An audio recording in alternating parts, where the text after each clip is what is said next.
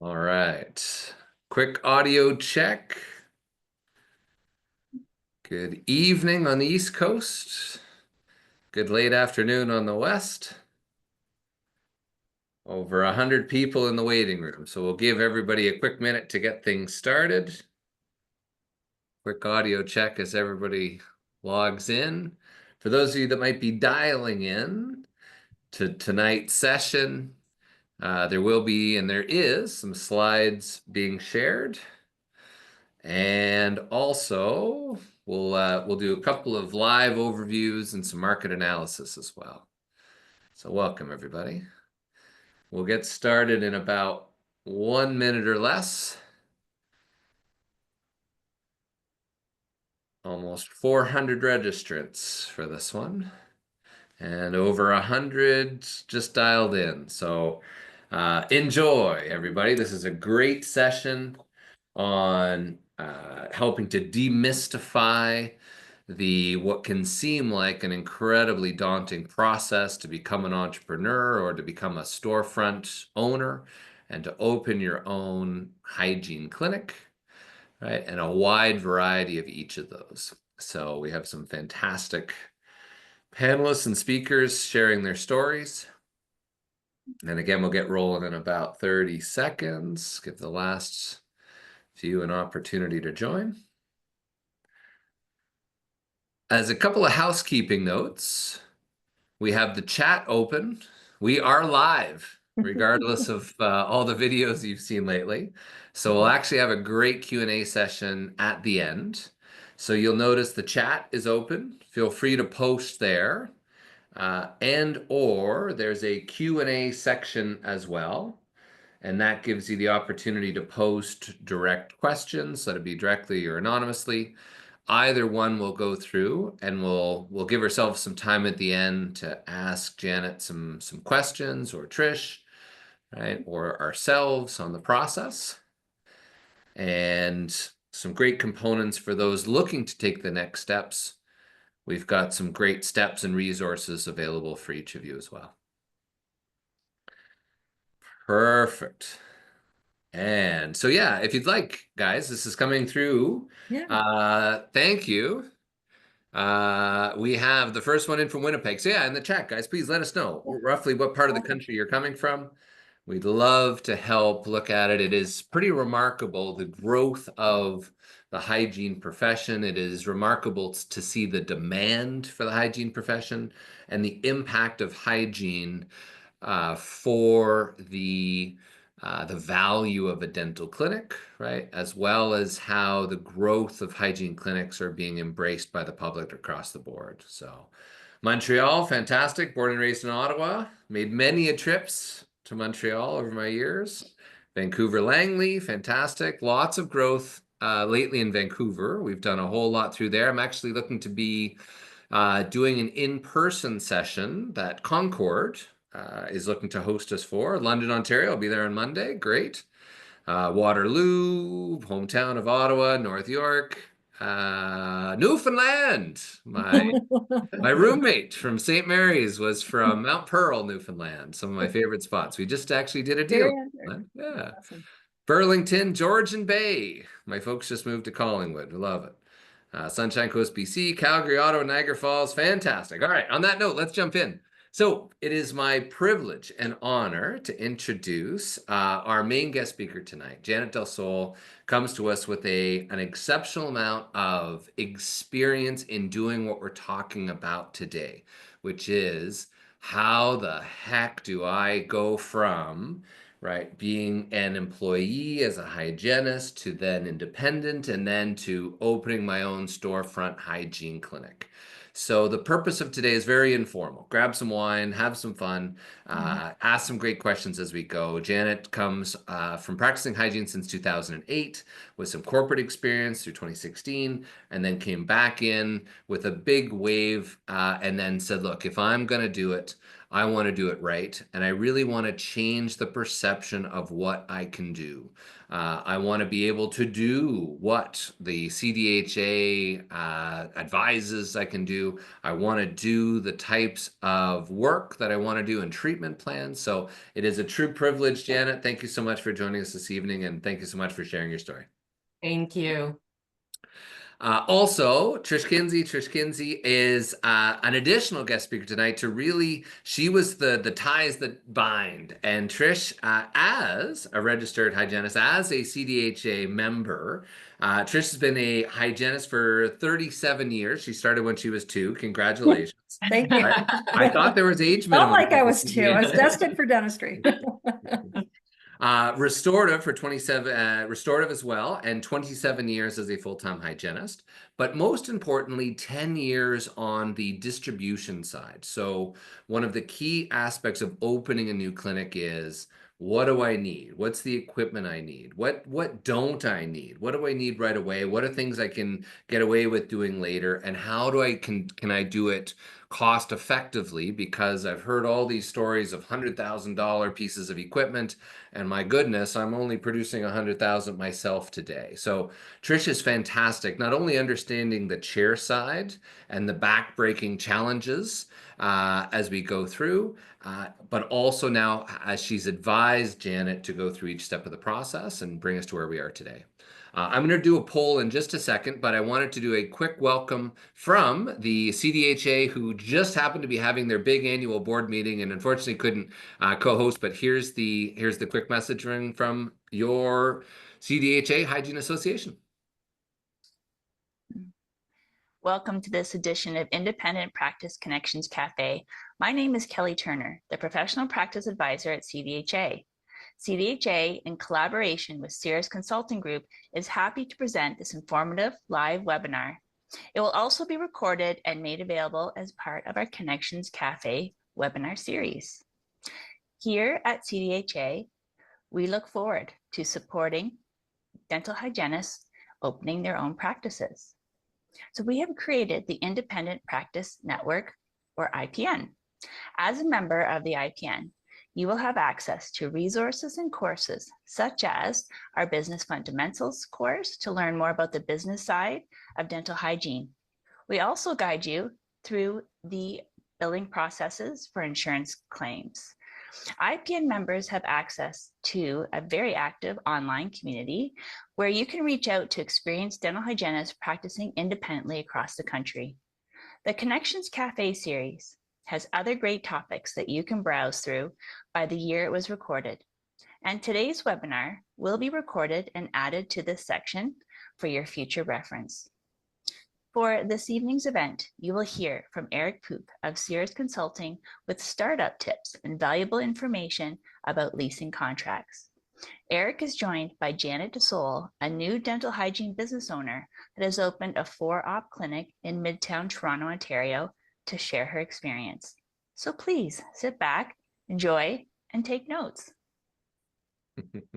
I think that was the first time I was ever introduced from a video.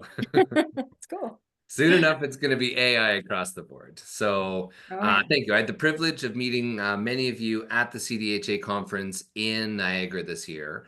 And it's been a privilege, again, to help demystify the whole process, the location search, what's too big, what's too small, right? How do I deal with a landlord? Oh my goodness, the office lease, right? They want a 5-year term, they want a 10-year term. The bank wants a long-term lease. Oh, there's this demolition clause.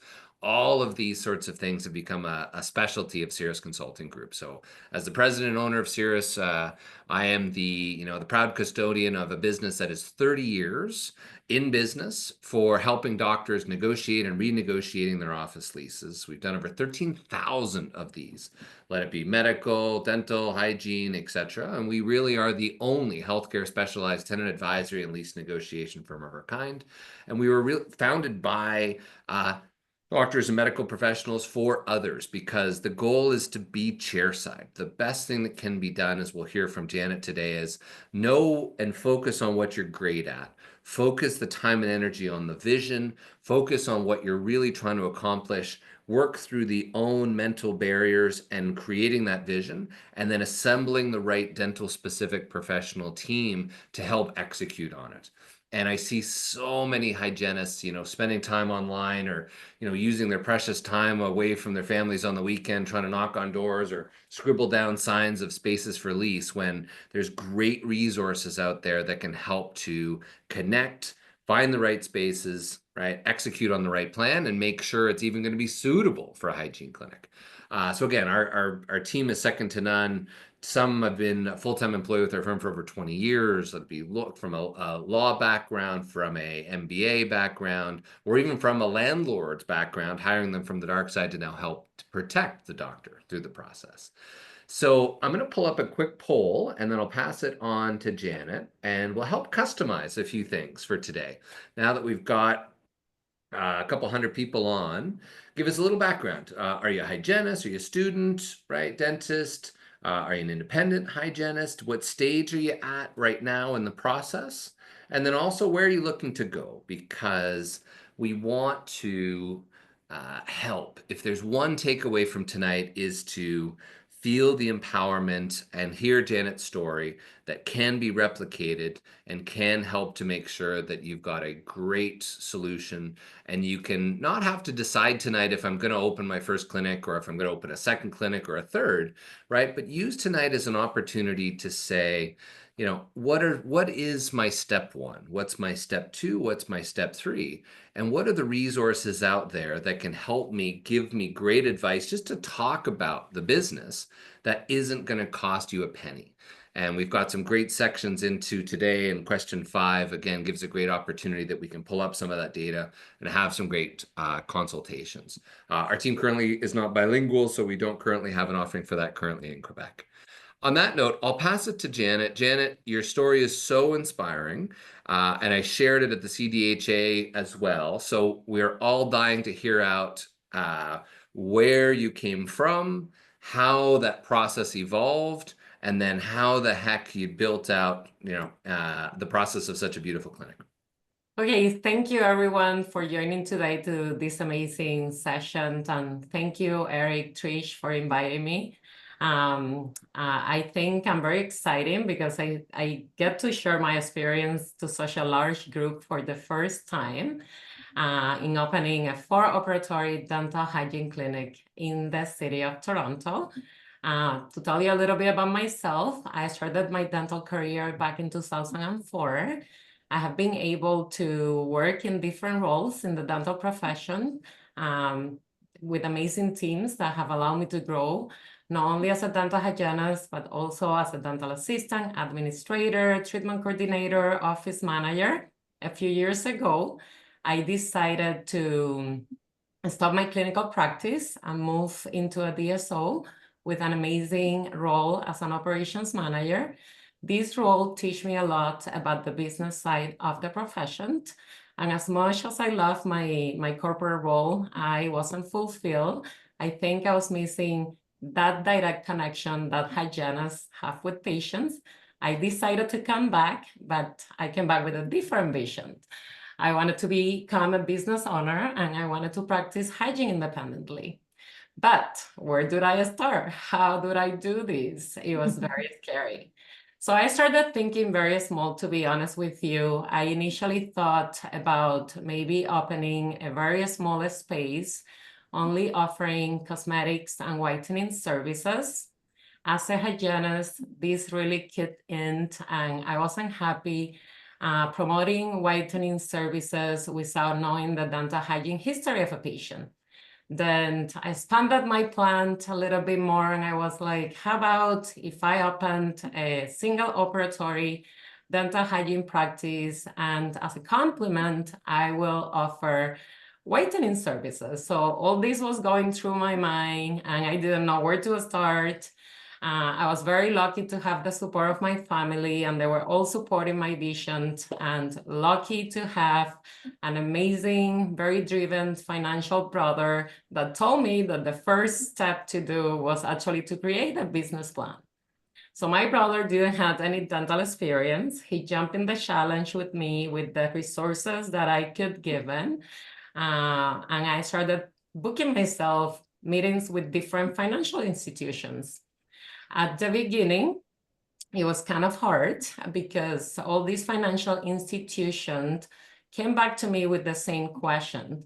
Why would a patient or a client go see a hygienist in a small practice to only get hygiene services or whitening services when they can go to a dental office and basically have it all? It was very disappointing, but I didn't stop dreaming and I wanted to really pursue my dreams. And I went back and I said to my brother, how about if I tweak my business plan and instead of doing the one location with the option of whitening service, I open a full facility where I could practice hygiene, have the option of cosmetics and whitening, and also I could invite other dental professionals, including dentists, to join my practice where we can offer a buffet of treatments and options to the potential clients or patients. So at this point, there was a lot more of information that I needed to gather to put all this together and go back to the bank. And it was very scary because I always pride myself to say that I have done a lot of things in dentistry, but the only thing I haven't done at that time was actually building a dental office. So a lot of the numbers were not matching. A lot of my estimates were not correct. So I decided to break the barrier of silence because I feel at the very beginning when we are trying to come up with a plan, we try to keep it to ourselves. So I started reaching out to colleagues, to other dental professionals, and through a very special colleague that works really close to me, I met this amazing person, Patricia Kinsey. Thank you. Also Richard Wong from Sinclair Dental. I remember meeting them after a very long hygiene shift at Starbucks in Aurora. We sat down and I started talking about my vision and everything that I wanted to do. And it was so easy to communicate with Trish because she's also a dental hygienist. So I felt like we were talking the same language. And she could see what I wanted, and she could see the items that I was missing. At this point, the bank wanted a full new business plan with real estimates. The bank was asking me for a lease in order to pursue the loan. So some of the things that we talked that night was actually creating a designer plan because this was one of the requirements. Trish also gave me the right information about estimates for dental equipment and tools that I will need to give to the bank. In another side, I didn't have any contractor or dental contractor. I was talking to a bunch of different contractors with completely wrong information about how you can build a dental office. And what was important for me was to have the dental office, but to actually follow all the protocol and guidelines that we have in the college and the association. So we went through all of the estimates. We discussed about the dental contractor. She already had a dental designer. And last but not least, we talked about our lease. And at that time, I was already pursuing a space in Toronto that I really liked. So she asked me, who's going to be overseeing your lease? And I was like, my broker, my realtor. Could I need anybody else? And she was like, Janet, I think you need to talk to Eric at Xerox, because there are a lot of pros and cons that can come up when you are trying to do a long-term lease for a medical or dental facility. And she kind of explained some of the points, and I was shocked. And I was like, Trish, I need you to connect me with Eric. I need to get into a fun conversation with him, because in a couple of days, I actually need to take the contractor and I need to finalize things with the bank. So right away, the next day, after another very long shift, connected with Eric in the car, and the conversation with him instead of being overwhelming, was very peaceful because he had so much information about how a bad lease could affect my business in many different ways. At this time, I didn't have my business loan approved, but I decided that I wanted to invest out of my own pocket and decided to hire Cirrus to oversee this potential place that I had. Couple of days later, as we were preparing to bring the contractor to the new place, I got to meet this amazing lawyer, Cameron Bryant. He was my support through my lease negotiation. And he started connecting directly with the landlord. I didn't have to follow any communication. My realtor didn't have to follow any communication. He got from me everything that I wanted. And when he started his investigation, he realized that the landlord was actually hiding the proper square footage of the location, making the lease super expensive because now we are talking about a smaller space. We found that the building had a demolition clause within 3 years. Many other things that to make the story short, it was easier to walk away and to find another location that could actually meet requirements. So I was a little disappointed, but I decided that I wanted to trust the experts, and I started looking again. And a few weeks later, I found this amazing location that actually had the potential to build a dental medical facility. So we started the whole process again with Cameron. He took over everything. He already had the points. He was connecting directly with the contractor, getting information into the things that I wanted to do. He was reaching out directly to Trish and Richard, the equipment specialist, to get information, making sure that what I wanted to do could be done at this place. At the end of this, I signed my lease. Very easy and very peaceful, not because it was easy. It was because I have Cirrus and I had Cameron explaining every term, every legal clauses, removing and adding, and always thinking into the future of my business. When we are talking about doing a 10, 12-year lease, we gotta make sure that we are protected and that we are doing the right thing. Few days after that, after I was able to move and sign my lease, I got a call from the bank that I was approved for my business loan. And then the excited part happened because I got to buy my equipment from Trish and at Sinclair. And I will let Trish tell you a little bit more about that. Thanks, Yanet. It's a pleasure to work with you. You're just, I'm sure, inspiring to your family and friends and everybody on this webinar tonight. It was great to meet you at Starbucks. I'm the type of sales rep that'll meet you at a coffee bar or after a shift, even on a weekend if the time permits.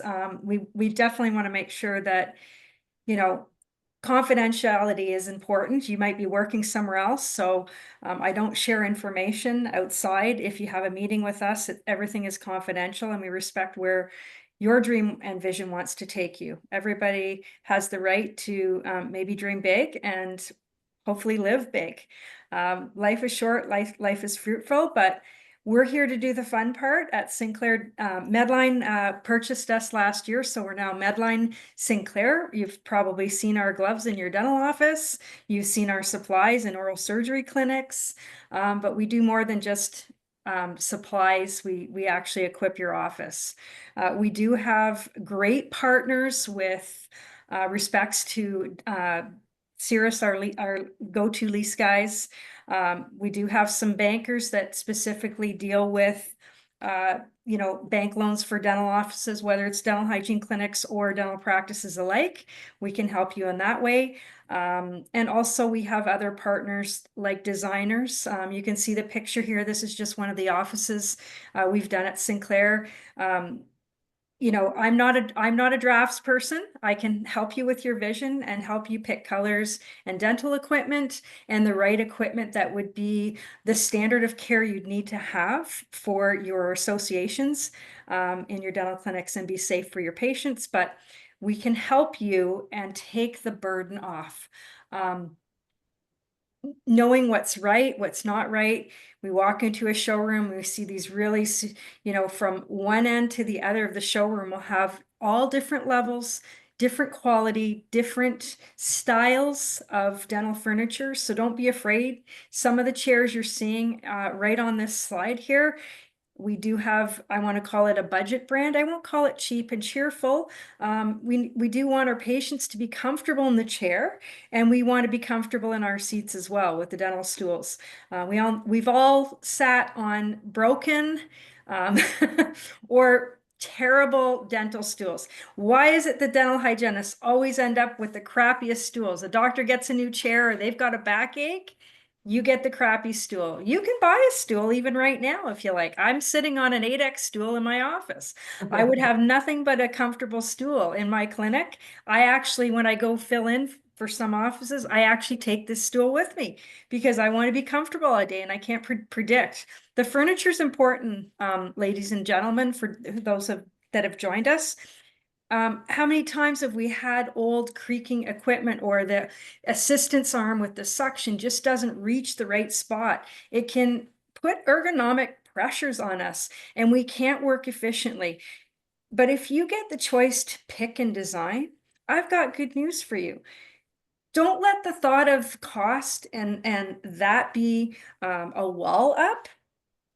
You know, we've got some financing options, even outside of banks. We do have 0% financing through Sinclair and leasing options. We have a lot of hygienists that lease to own over specific terms. And from a business equation, that's 100% write-off in your business. Another piece of advice I'm going to give to you, if you don't already have a chartered accountant or corporation, you definitely need to have the corporation set up before you go on this endeavor. And this way you can purchase the equipment and supplies through your corporation rather than that expense personally.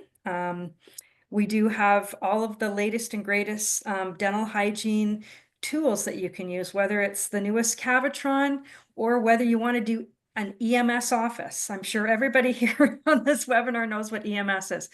Whatever your philosophy is, we have equipment to fill your dental clinic with. We also have a Steri Center on this slide. You can see that I've definitely taken a lot of courses and instructed a lot of people on what is the right way to set up a proper Steri Center. We've seen lots of them that have been retrofitted, and we go to work in these places and we feel like we're being compromised in practicing the way the college wants us to practice. When you set up your own clinic, you want to work with people that understand the IPAC rules and they're going to guide you in the right direction and find something that's going to fit the space and the needs of your practice. I'm trying to think of what else I can say here. There's so much to say, and I don't want to keep everybody. We do have design partners that we work with, as mentioned before. And also it's important to pick a contractor that would understand dental and the construction of a dental office. Lead walls are very, very important for x-rays if you're going to have dental x-rays in your clinic, which need to be approved by the Ministry of Health. And that's a whole process. We can spend some time another time talking about it, or you can reach out to me directly if you have questions. We do have ultrasonics or small hydrums. I can set you up with IMS cassettes and instruments so that your workflow in that Steri Center is efficient and by the book for the college requirements. But one piece of advice that Janet's already stated tonight is, you know, don't be afraid. Don't be afraid to dream. Not to say that you're going to have the most, you know, expensive equipment or middle of the road. You definitely don't want to go buy a used chair from Amazon Marketplace. You don't know any history about this chair, and you also don't want to buy used x-ray equipment. That's definitely something you don't want encounter, because I've seen people that have done it and then they go to set up their Panorex and the actual device inside that's supposed to be set up was missing, and they couldn't get a new one because that Panorex is no longer valid. And we also have to make sure we follow the guidelines of Health Canada. Is it regulated here? Did it, you know, can I use this piece of equipment? Sit down in a chair, have a look around in your operatory right now. What do you like in your operatory? What do you not like? What would you like to see as you're visualizing yourself as your own clinic owner? If you were sitting in the chair, what would be the things that you'd change? Write them down. Do a vision board. I can give you some magazines if you want to do that, or just cut and paste, you know, digitally. It's important to do these things because you have to feel right in that space. And if it's your passion to do something like this, then you want to make sure that it aligns with your goals, your dreams. And, you know, colors are fun. Take some colors. Think about what that might look like. We have almost every color to match, you know, your dental chairs to your office or your theme. Janet's gone through this also. She's had a designer assist her, and she's picked out different textures, and that part was fun, I'm sure. But Darcy at Bella Vita Design. Darcy from Bellevue. yes, yes. Great So we've job. got, She was unfortunately unable to join us this evening, but yeah, some great She's- examples, and Yeah. we're happy to, if you add it to the chat, we're happy to get you connected with her as well. And again, the chat, I see some great questions there already. We'll cover those towards the end. Lots of questions. I'm interested too. What did the bank say when you talked about the patient, you know, going to a dental hygiene clinic? How did you handle some of those objections, Janet? We'll cover at the end. Again, partnering with the dentist, that's a different perspective. You know, how did you envision that? What were the conversations? How would you discuss some of the monetary side? What's the benefit for you, to them, etc.? So that's one we'll cover at the end. Feel free to put those into the chat. You can choose between just sending it to the host or to everyone as we go through. And also there's the Q&A section there as well. In terms of the polls, yeah, it looks like a ton. And there'll be another one in the exit. I know there's a lot of people that are not yet an independent hygienist, but want to be, so that's great.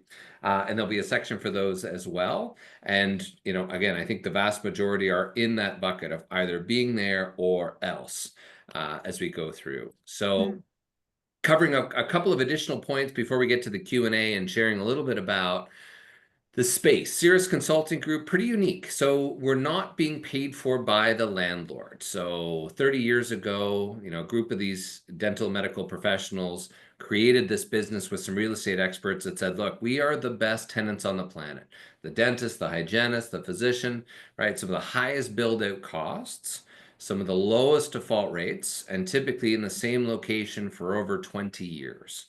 So where we fit in is we get paid, as Janet mentioned, right? She invested in us out of her pocket before she had secured the loan because she knew the importance of the lease, the high cost of the lease, right? And as going through the process, knew that she wanted someone in her corner that wasn't getting compensated by the landlord and wasn't getting paid more, right? That the more she paid or committed to within that letter of intent or lease. So really we become the sweet spot. We're not paid for by the landlord like the broker is, right? We have no incentive to sort of push into any sort of binding agreements until we make sure that partners such as Trish and Trish's equipment team, etc., can validate, yes, we can actually build this out.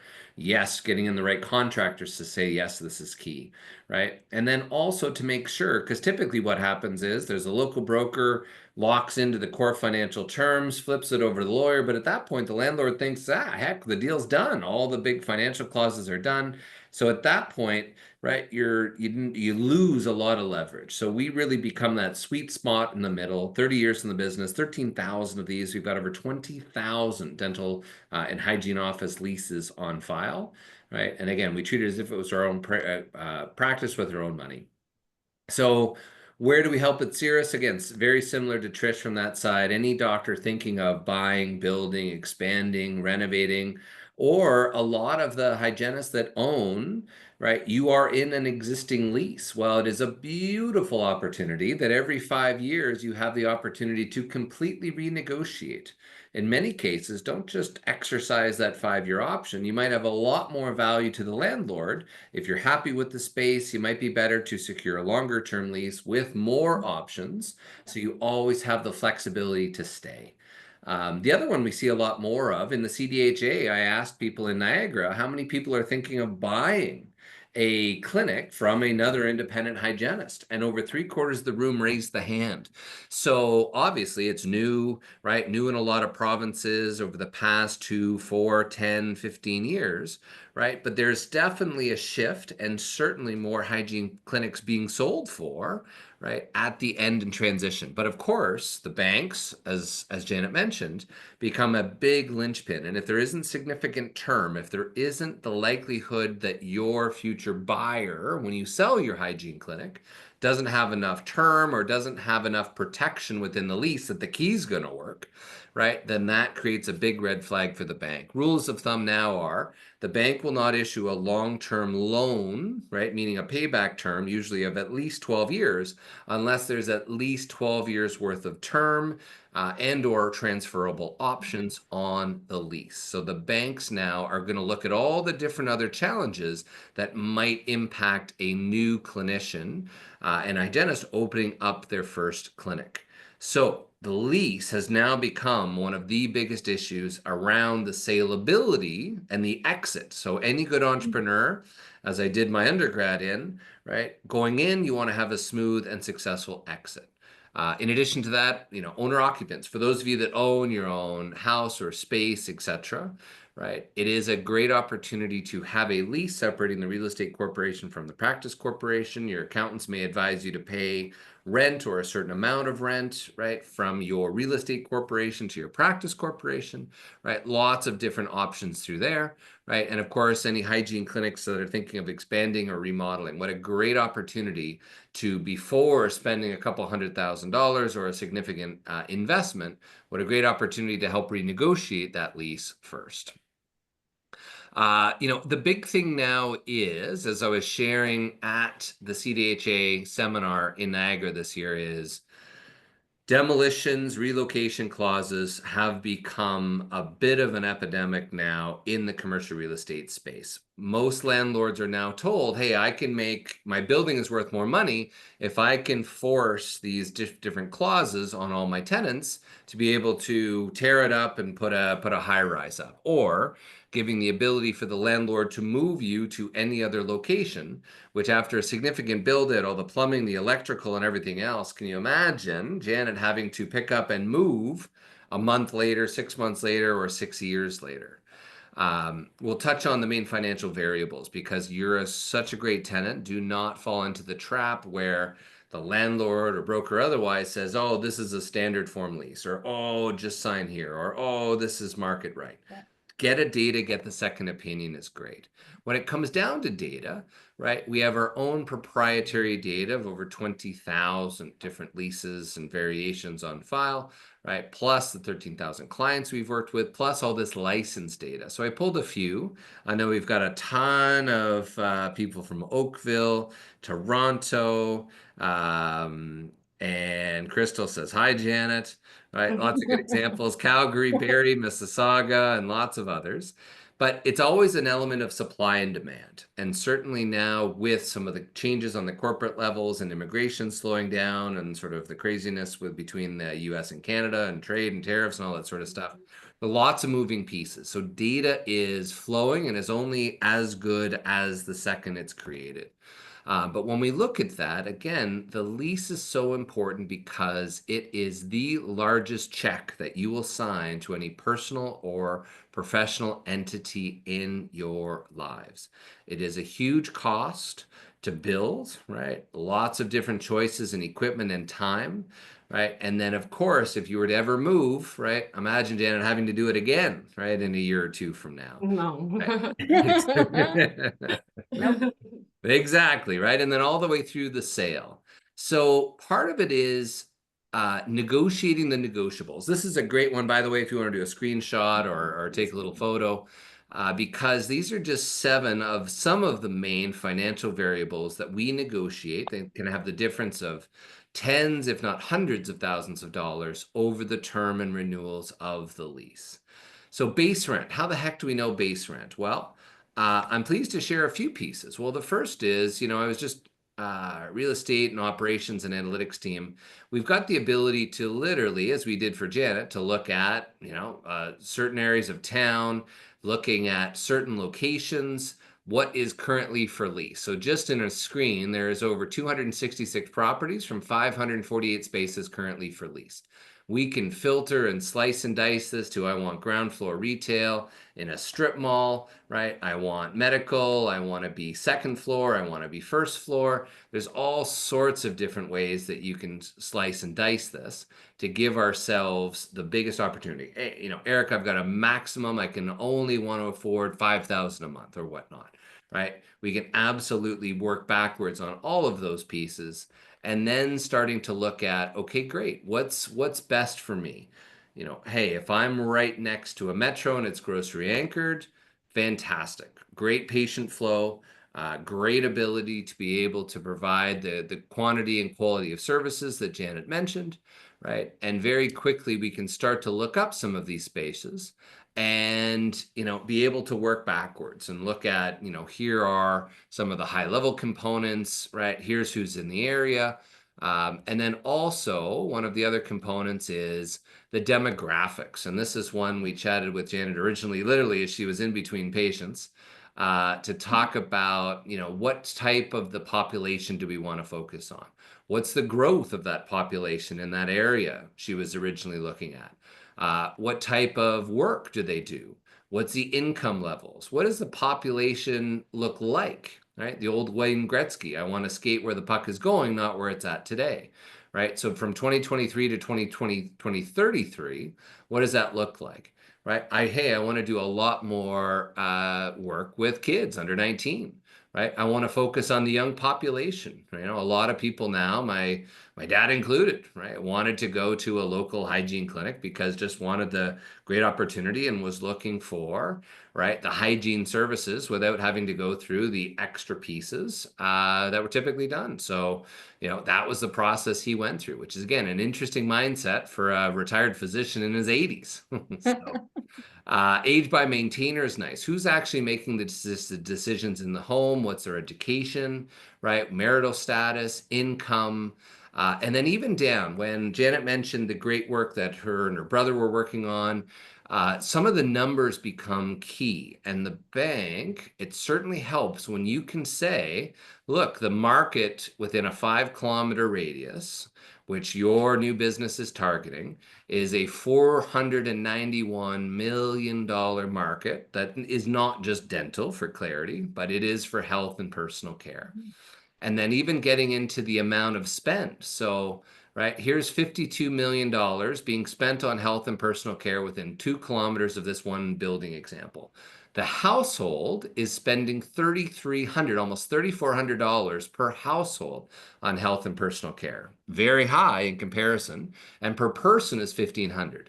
Now within 5 kilometers is $500,000, right? And over 2.3 billion is being spent within a 10-kilometer radius. Now, obviously this is Toronto and certain areas of BC or otherwise, and the only hygiene clinic on one of the islands in BC, right, might not look the same, but still there is still data. There is still great numbers to help reflect and help to make sure that we can negotiate or renegotiate that lease based on this data. And then even as it pertains to the rents, hey, am I overpaying in rent? The landlord wants $25 a square foot.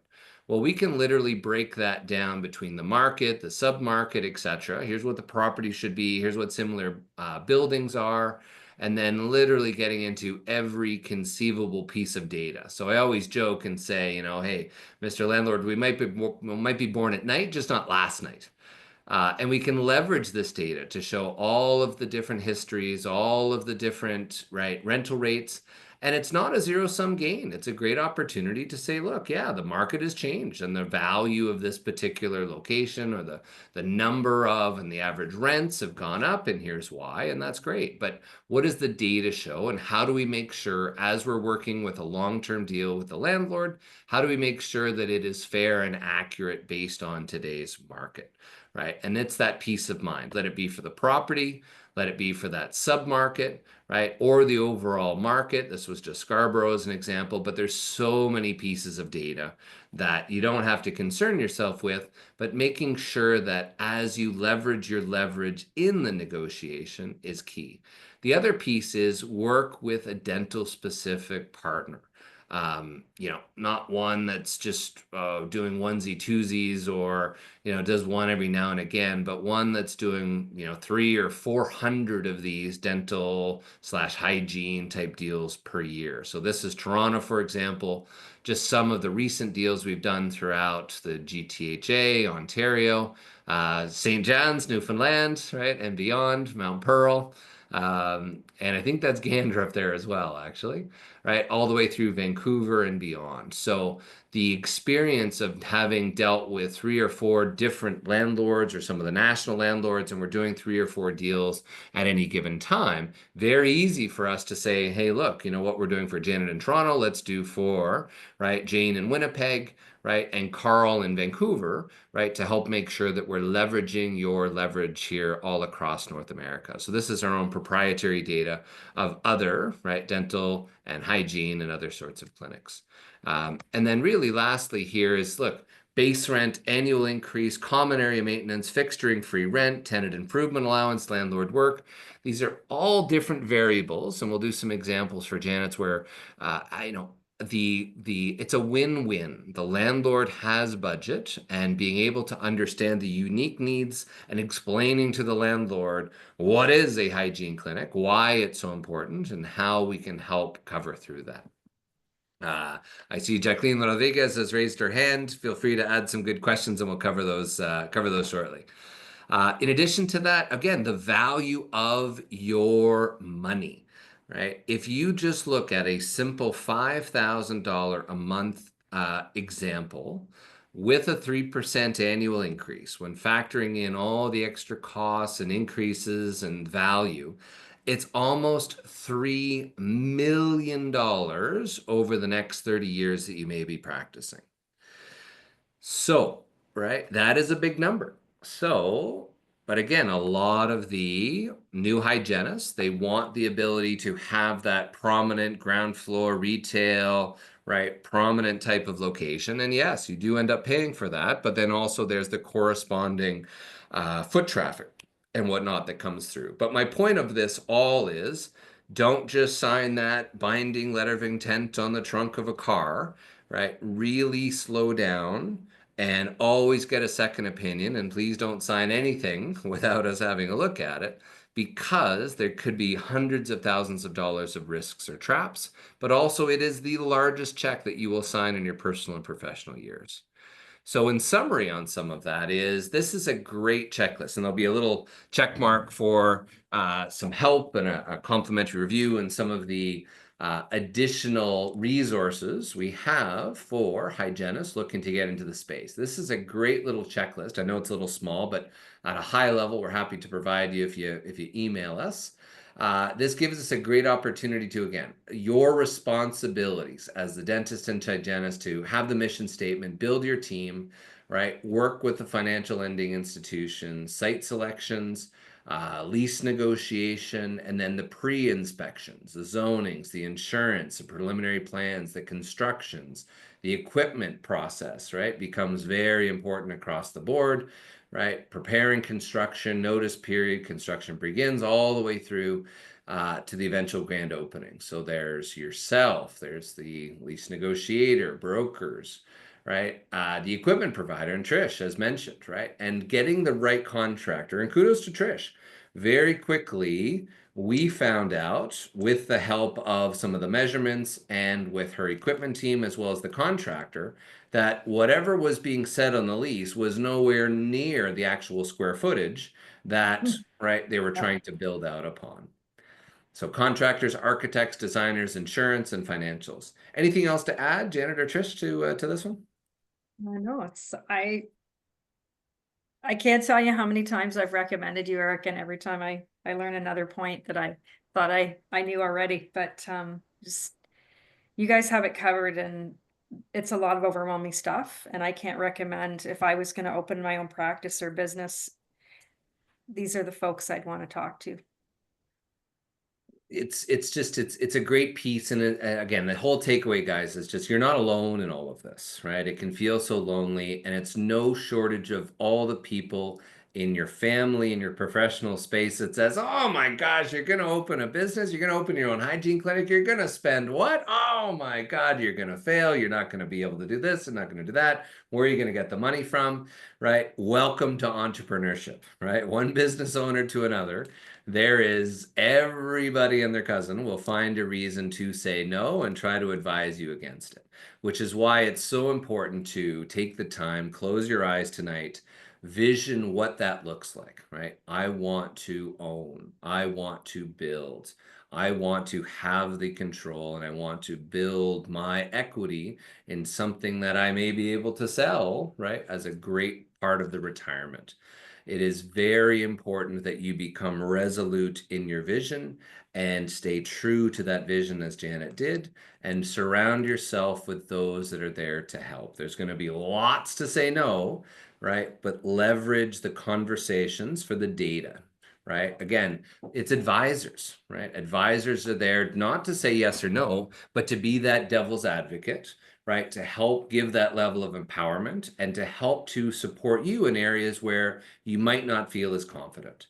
And again, let alone if you buy the piece of real estate or the unit or you lease it, the lease still becomes important to both. You're either leasing from yourself and paying yourself that rent, right? Which is again important. Most want to keep the real estate as a passive form of income at sale, right? So we help hygienists be able to create that dental specific lease, separating the two. And then really from a most important perspective from the lease agreement and the importance, right? And that business plan. So, right, what do you really want that space to be and to do for you? This is again where Darcy and the design team can really help out is what's the patient flow? What's the patient experience, right? What do they see? What do they touch? What's the textures? What's the colors? What's the pre and post-COVID design language? All of these things are fantastic to help make sure that it's a place that you're going to be coming to for the next 25 years. My godfather, who had a dental clinic that opened the same time as my father, medical clinic did back in 74, he had the big wallpaper. Janet, you remember those? Maybe not. Trish, right? Those big wallpapers with the trees, right? And the forest, right? That was sky high and mirrors everywhere, right? That was the look, an orange shag carpet. I kid you not, right? So those sorts of things are key. And then it's the other pieces is if expanding, renovating, etc., right? When does your lease expire? Right? Knowing your critical dates. Are you month to month? That is a risky proposition because if, heaven forbid, something happened to you and you did need to sell, what are you selling? Right? If you needed to get a loan, if you needed to get something, is the bank going to give you that long-term loan, right? If you're in a situation that the landlord could give you 30 days notice and you are out, right? Can you make changes in the space, right? And then more importantly, what happens at the end, right? A restoration language can be devastating and you could be required to pay another $25 per square foot if you're to ever leave, that the landlord can require you to return it to a pre-dental condition. Mhm. This is a big one that I promised I'd add because we get questions about it all day is the dreaded demolition clause. So is it becoming very common? Yes. Right? Are landlords willing to remove it? Less and less, but still possible. Right? More likely is can it be completely rewritten and can it at least be fair? And the answer is yes. So the demolition clause, by definition, it states that the landlord for any given time, or in some cases for any given reason, they can give you notice, usually, 6 months, and you're out. No compensation, no nothing, right? It's important. So in short, be aware that it's in there. It could also be hidden as a substantially renovation clause, right? Again, with knowing it's there and then having the team to help minimize it, delay it, or remove it, as we did in Janet's space, is a huge win, which gives 20 years of predictability and continuity, which is fantastic for Janet, fantastic for Janet's bank across the board. Again, getting that wrong, big costs, big expenses across the board. Good news, right? Just when you thought you've had enough of all these different provisions in the lease, we are here for the next 5 hours tonight, guys. Janet, just when you thought you had a big enough time at work, here are the 87 different clauses within the lease that we negotiate. And we're going to go through each one tonight. Okay. I'm kidding. But take another screenshot. These are just some of the dozens of clauses that are negotiable. Don't let anybody tell you it's a standard form lease.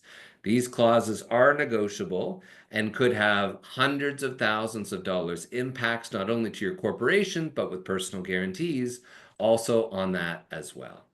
So we had a backup just in case Janet. Just in case I run. Exactly. And just in case Janet didn't say great things, we had a backup of the other video when we did a great video from her office in the past.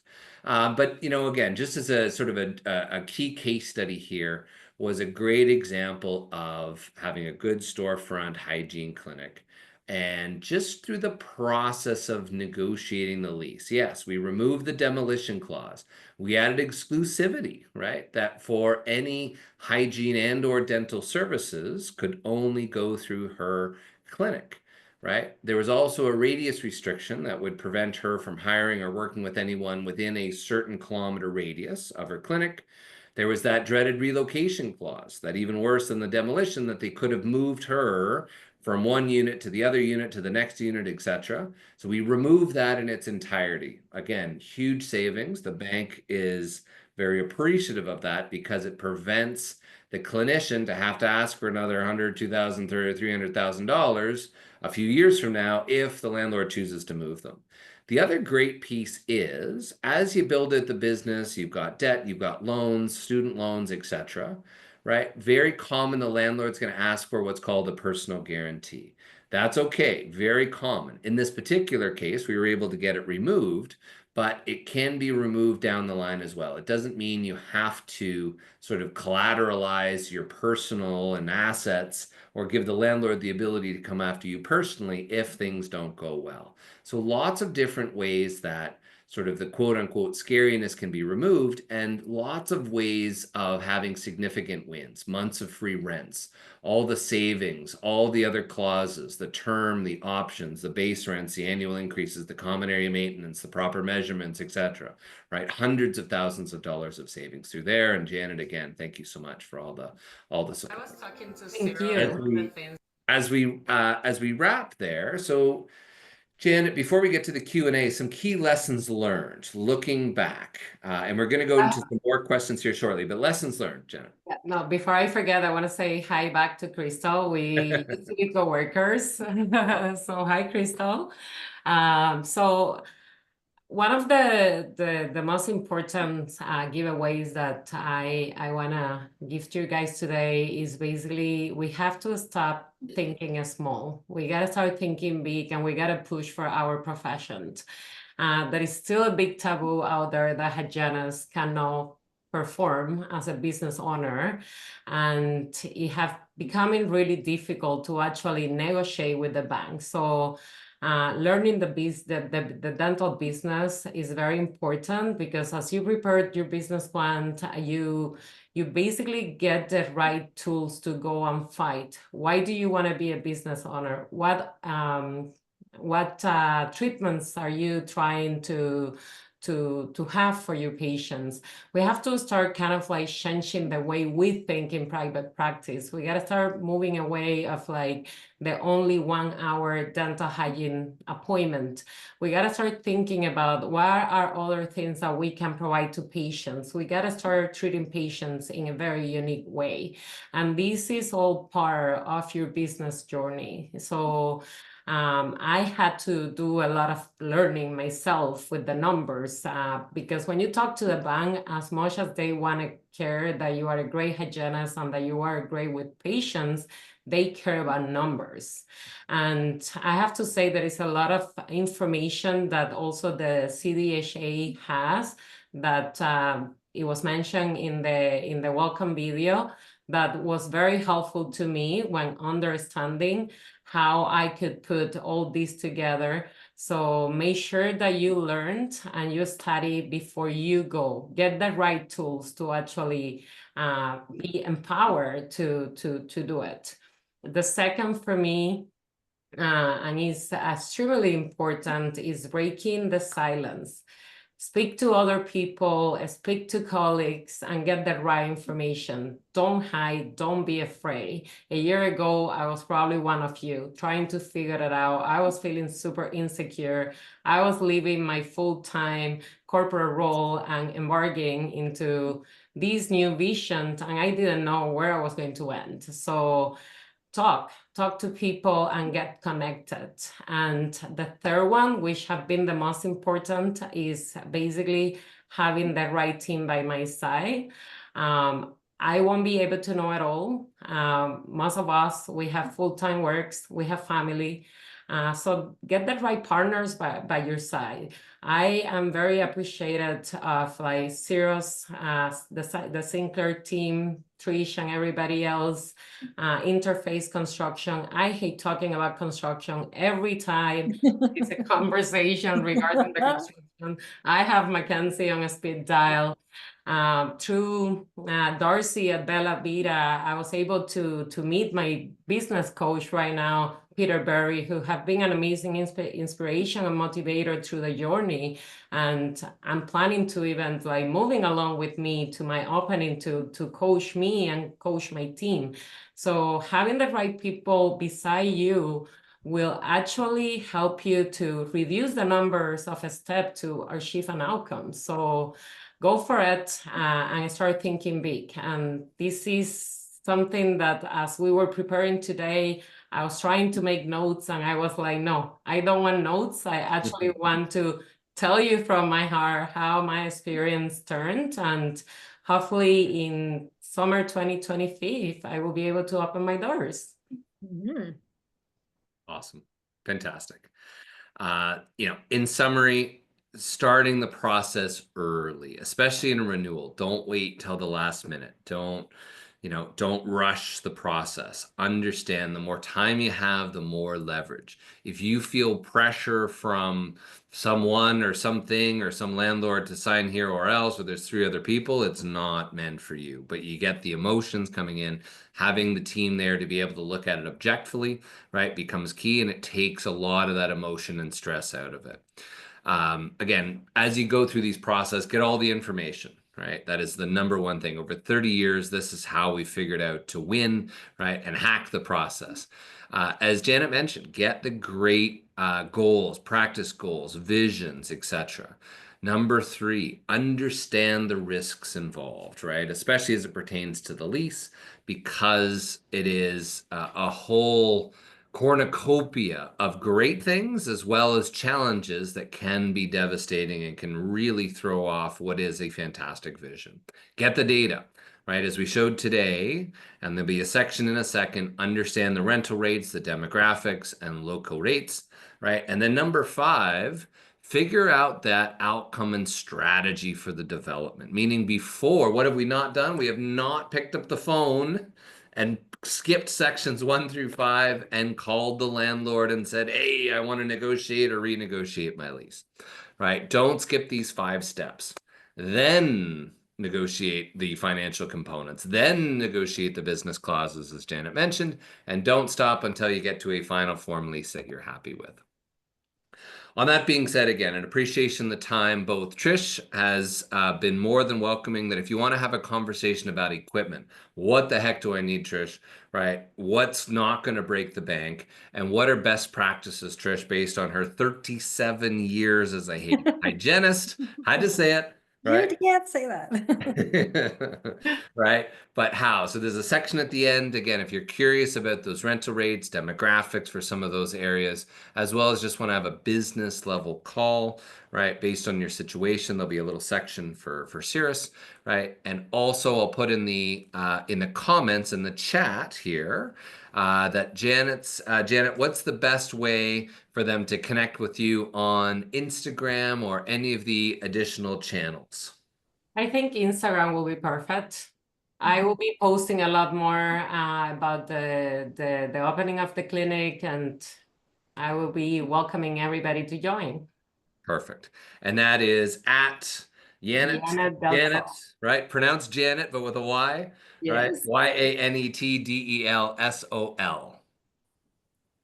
And Perfect. that's the Instagram handle. Fantastic. Great. So some fantastic questions, Janet. Let's start with some of the first ones. Sure. We've got a whole host. Again, this can be done through the chat or the Q&A section.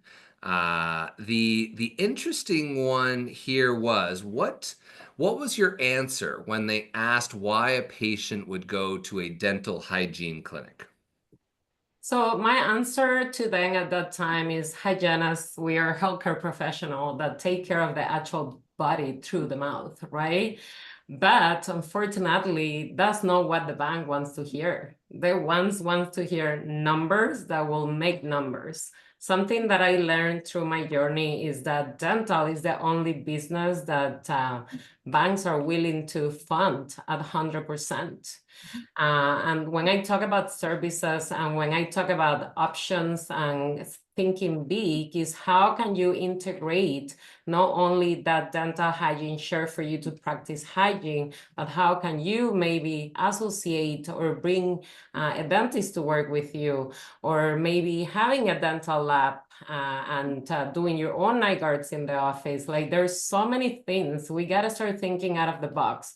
When we practice for so many years in private practice, we're only visioning hygiene in the 1 hour appointment, bringing patients in and out, and we're not visioning hygiene in the highest scale of what hygiene can be.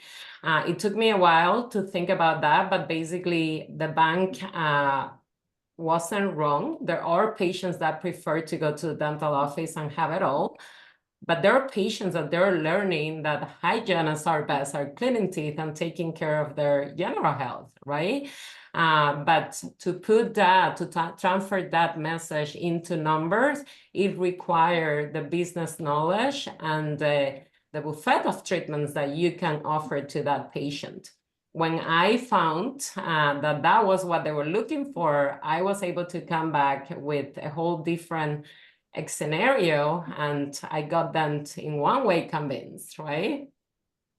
Yeah, that's great. Another lot of questions around what you mentioned, which is sort of partnering with a dentist and how to make that a win-win. If you can share a little bit about that or some of the different. Yeah, so this is still a very gray area that I won't call a partnership. Either I will call an association because there are a lot of regulation when it comes to the RCDSO and hygienists, right? So that is not a partnership, that is not an association, but a dentist can come to a dental hygiene practice and practice dentistry. One thing that I will suggest is reaching out to the CDHA. They will be able to explain to you how this relationship can work. So there is nothing illegal with that, but there are things that you gotta take into account, and you gotta call it in the way that you gotta call it. It's not an association, it's not a partnership, it's an integration to your team, right? But get information from the college, the CDHA. I even call myself the RCDSO, so they provide me their feedback in how they think about that. So all these governing bodies, they will give you resources and you will find your way to integrate dental treatment into your practice as well. Excellent. Yeah, great point. And again, CDHA, right? The resources are there and they're a perfect way to start. Another great question from Antoinette, and maybe Trish, this is a good one. Do offices have to have air water lines, or right, can there be portable suctions, air water tables, etc.? I would think you have to really think with the end in mind. What is your vision? Is this a portable clinic? Are you going to be portable, or are you going to be a storefront clinic? With a storefront clinic, it's best to have plumbing and air and water? Is it legal? As long as you've got a unit that falls under the categories of what the IPAC regulation is in your province, you should be able to operate. There are some really nice units that you can, it's a chair, it's a unit, it's all in one, but you know, that's more for a mobile unit. That's not really going to, as I mentioned earlier, sit in the dental chair, go to work tomorrow. Couple of times this week, sit in the chair and look around. What are the things that you would want as a patient? What kind of clientele do you want to attract? If you're dragging around this mobile unit, it's not really appealing for the storefront clientele that you want to attract. I agree with Janet. Begin with, you know, dream big. Don't set limits. If you're worried about air, water, and that's the least of your worries when you're going to take the big plunge of going into a storefront model for a dental office. This is what your contractor would deal with, or myself and Richard, our equipment specialist. We would figure all of this out, but you know, you're going to have walls, you're going to have lead if you're going to have x-rays, you're going to have doorways a certain width to have proper slated operatories. We do CAD design for you for all of that, but we can talk about that if you want to contact me. If you have questions about it, we can go into a deeper dive. But are you going to be a portable hygienist and move from site to site and you need a portable unit, then that would fall under that type of hygienist. But if you're doing a storefront, I would suggest no, that you need to get proper plumbing and air and compressors and suctions and amalgam separators. Yeah, it's the chicken and the egg type of thing. It comes really back down to the vision, and so Yeah. all too often when we talk to hygienists, it's sort of what's the least I can do, and I can always go back to mobile or otherwise. It's Yeah. you know, it's the opportunity to swing for the fences. Worst case, before you've signed anything, you've still got the option to go smaller. But what would that, you know, ask yourself today and write down on a piece of paper, right? What would you want to achieve if you knew you could not fail? Right? Start there. Start big. Why not?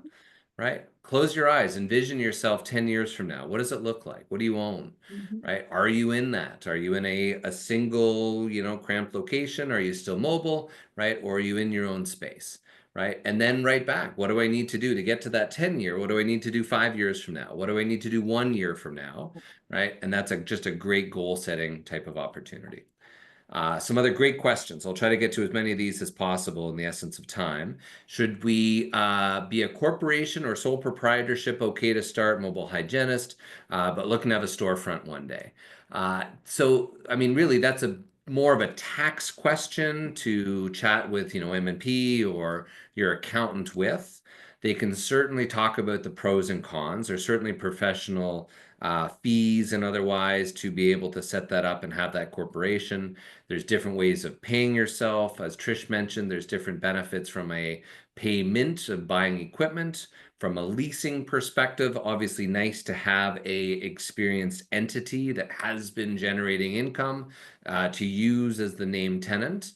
So the vast majority of people we do talk to that are looking to the storefront are incorporated and have been incorporated for some time. But again, good conversations with your accountant.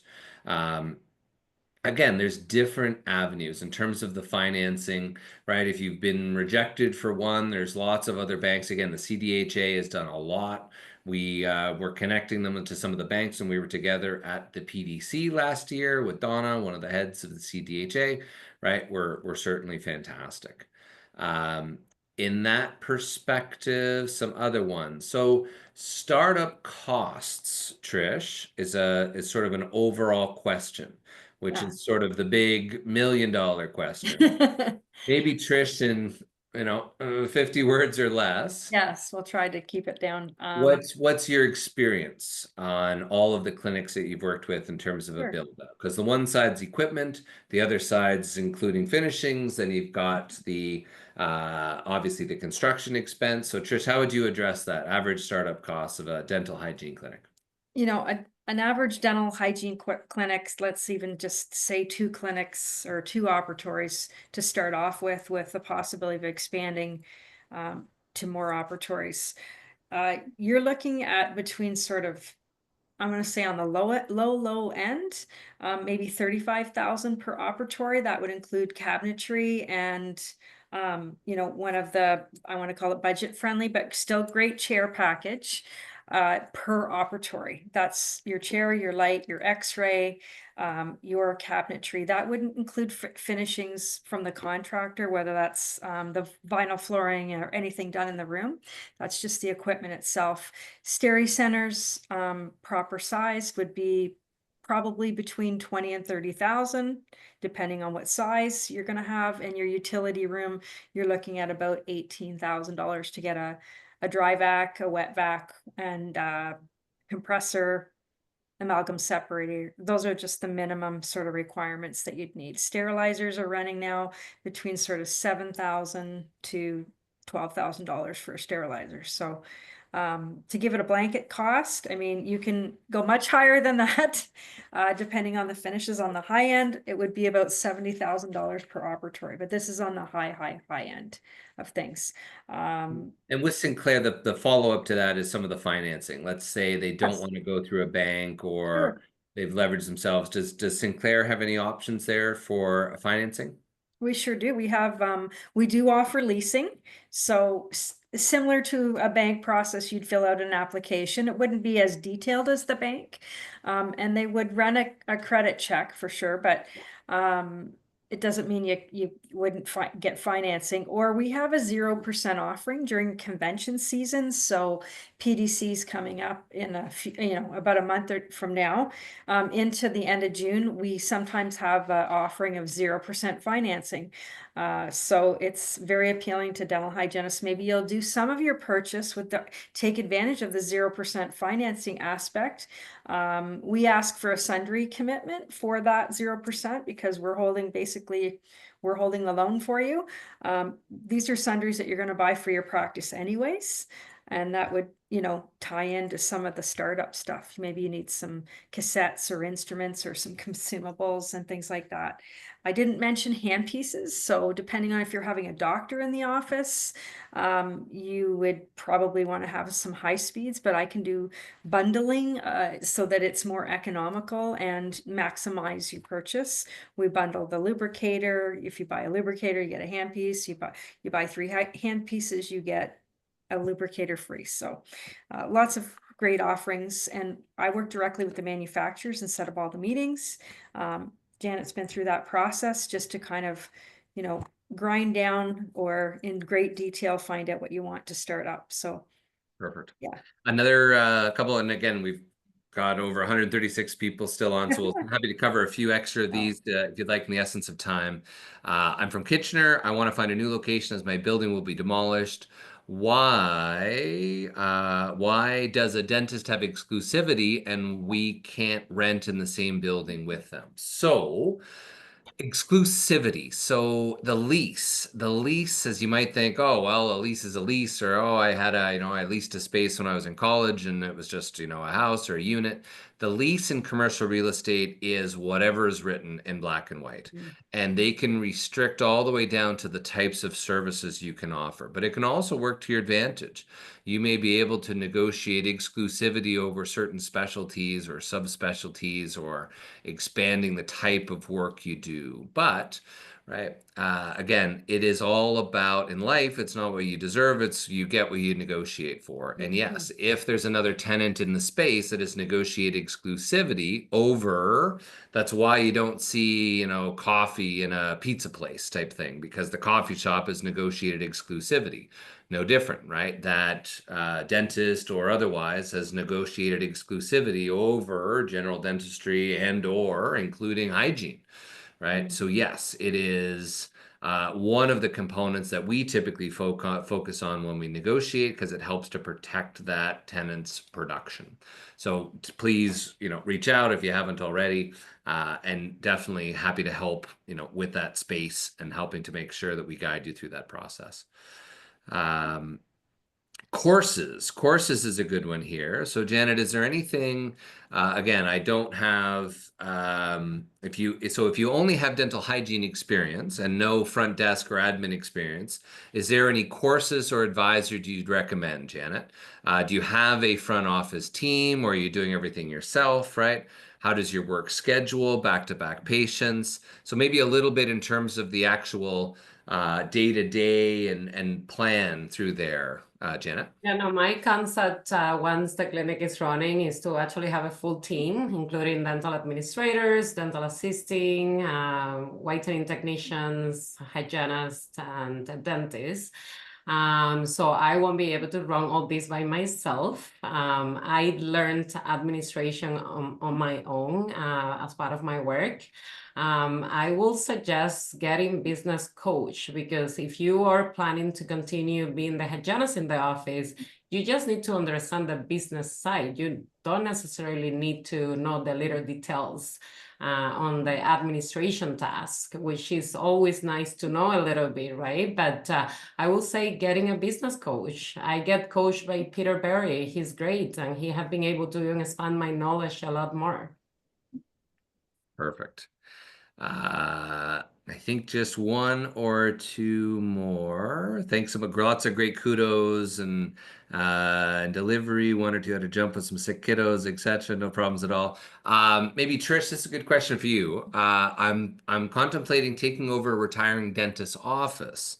How does this work out?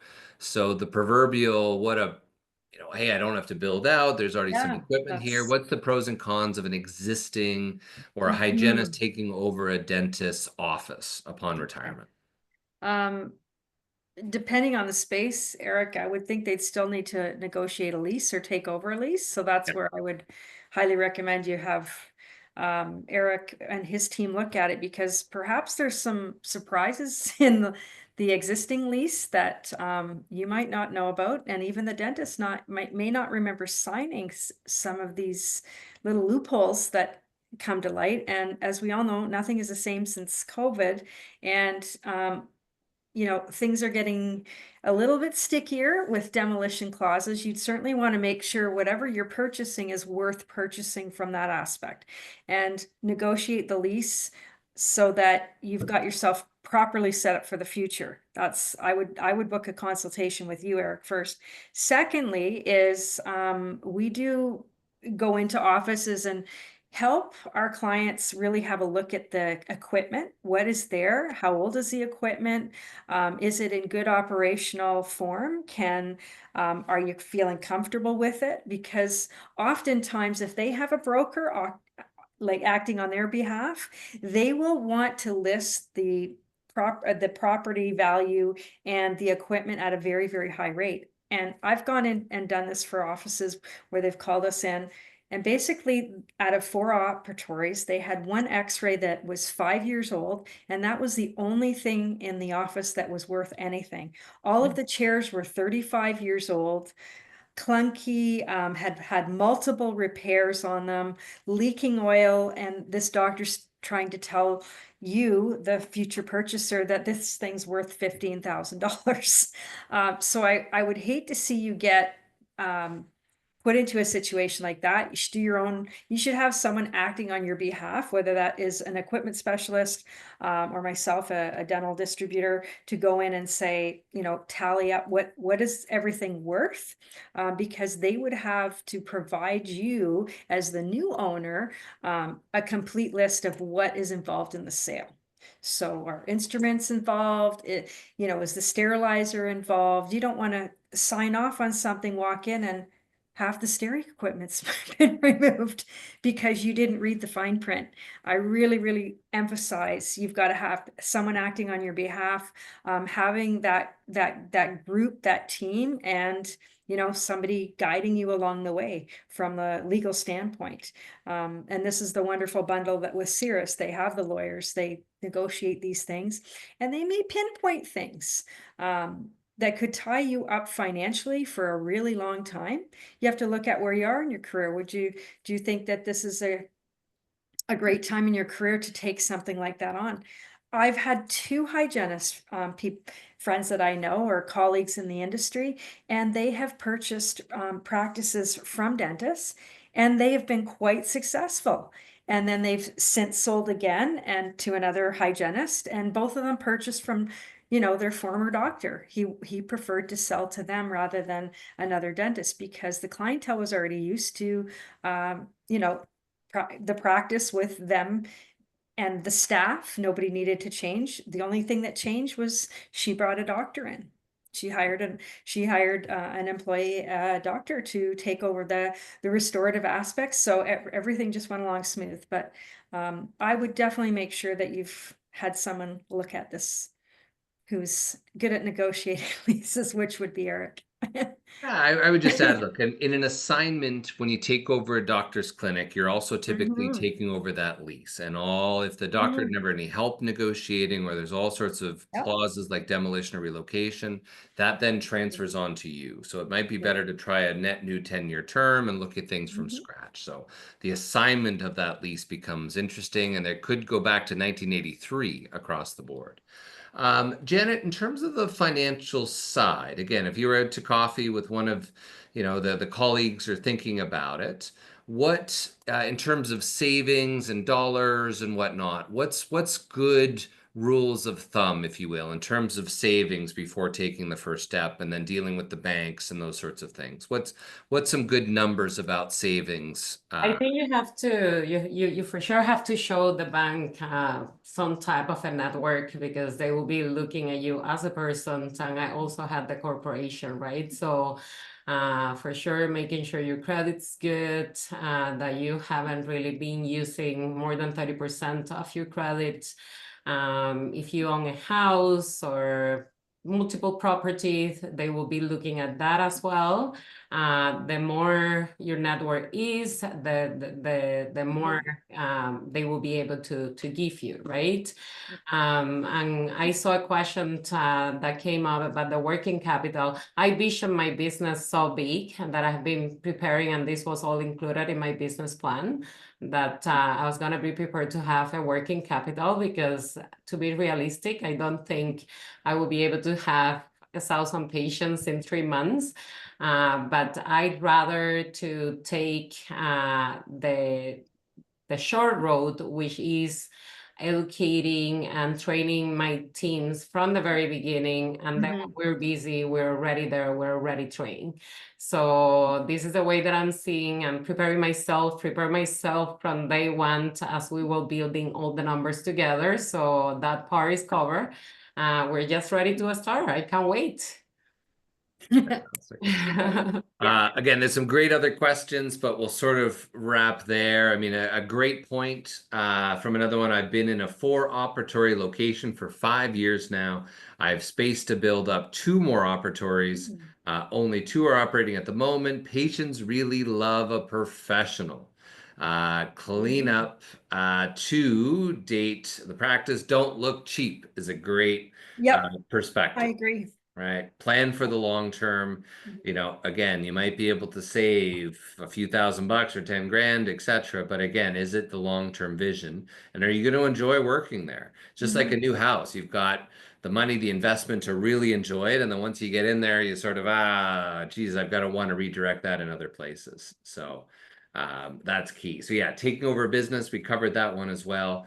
If there is a desire to take over one, get all of the information in advance, get all the Cover due yourself. diligence, and be sure not to overpay.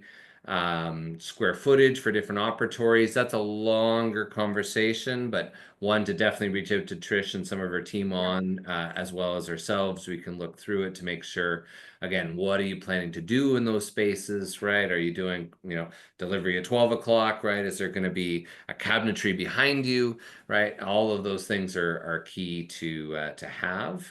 Questions? There is no CE credits for today. CDHA, if you're not a member today, it's a great to reach out, have the conversation, see what resources they have provided. Some other questions about, switching from different associations. The goal here is just get the right advice, right? Build the right partners, talk to as many people as you can, get as many great ideas as you can, and, you know, take that first step. It's not until you've signed that binding lease before you're sort of sailing down the road. And, you know, you can do a lot between now and then to feel great about it. Perfect. On that note, we appreciate everyone's time. Lots of great questions, coast to coast to coast to coast. Again, feel free to reach out to the CDHA. We had pulled that up a few minutes ago. It is a fantastic opportunity to be able to, again, empower yourself for the next step in your fantastic life and career. Janet, I can't thank you enough for sharing everything about yourself, the trials and tribulations. Trish, thank you for sharing your 37 years plus 10 years Oh my God. advising doctors. That's Come on, right. guys. And she started when she was 2 years old. I did. Full caveats. And again, certainly for all of you that had requested that complimentary lease review, we will certainly follow up with you. It looks like we're in the hundreds, so bear with us as we have some time. And same thing for Trish. Looks like over lots and lots of people looking for some help there as well. And over 91% looking for the CDHA to find out more information about business entrepreneurship. So thank you so much, everybody. Greatly appreciated. Have a fantastic evening, Janet. Thank you so much for being so Thank open, you. sharing your story. And thank you very much for all your extra time tonight, everybody. God bless. Thank you. Thanks, Eric. Bye now. Thanks, Janet.